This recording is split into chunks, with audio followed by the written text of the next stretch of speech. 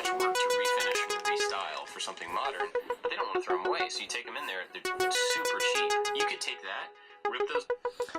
Hello friends, I am Chevee. Welcome to my shed. How are you today? How's life in your world? How's things where you are? I'm doing good, and I'm making something today, and I didn't go to work today. I felt pretty bad last night. I've had some bowel stuff for this week, and I couldn't place my hands on what it was that was wrong. Was it the medication or was I sick? And so I decided to stay home today. I slept in, and I feel okay today. But this is a weekend update, I guess. This is officially the end of my first week with 0 Lexapro, 0 of my SSRI. And I definitely had some weird feelings and thoughts this week, but I'm not positive it was correlated with not having the SSRI. Like, the last 2 weeks on just the 5 milligrams, I was fine, like completely normal. So the stomach stuff seems to indicate to me that maybe there was something other than the antidepressant that was causing me problems. I hope that's the case, because I'd rather not have to go back on it. The plan is to stay off of this stuff forever. So a lot of stuff needs to get done here. I got laundry to do. I've got my old truck to work on. I think somebody's going to come take the truck and try to get it running again. And I mean, it runs, but trying to get it in usable shape again. I've got Keely's Halloween costume that I need to work on. This is my first floor mat foam project. That's going to be, she likes some DJ named Marshmallow, and he wears like a bucket on his head, I guess, but it's a marshmallow and it's got like eyes cut out. So I'm trying to make that. I heat rolled this with a hairdryer and some tape, and it came out pretty good, but this one didn't. The problem is these ends were straight because this foam's so stiff. So I should have glued it all together as one big section, rolled it all as one big section. My bad. So that's what I'm doing now. I'm going to reheat this. I just got done gluing it.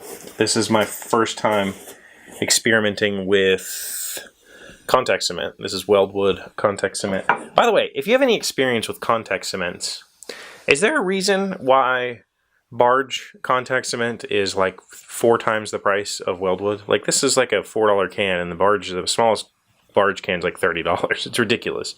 And from what I can tell, they're practically the exact same thing. I don't know. But anyway, sorry if that was loud. Working on this, doing some spackling in my hallway. I think that soon I'm going to be painting. Well, I know that soon I'm going to be painting up there. My whole house needs painted. And I think that I will take you along for a little bit of that and show it to you. I'm extremely embarrassed by how horrible it looks. It is stained and scratched, and I mean, it just looks really bad. The whole upstairs looks 6 years of no paint on the walls, essentially just handprints and grease and dirt and dog scratches. I mean, it's all torn up badly. So, and it just drives me crazy. So I think whenever I get around to actually painting it, I'll show it to you, and so you can see what I'm talking about when I tell you that my house is disgusting.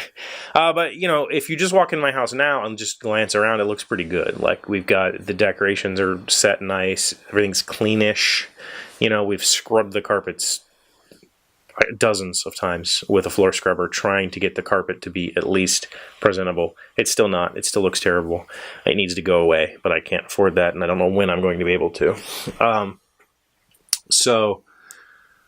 And one thing that I can do that's semi-cheap is paint. My parents bought me some paint last year that I need to, it's here. I have a whole gallon of white that I need to put on the wall. So I have some spackling, and I've just been patching random scratches and holes and dents and dings in the plaster, or it's not plaster, it's drywall. And that's what I've been doing today.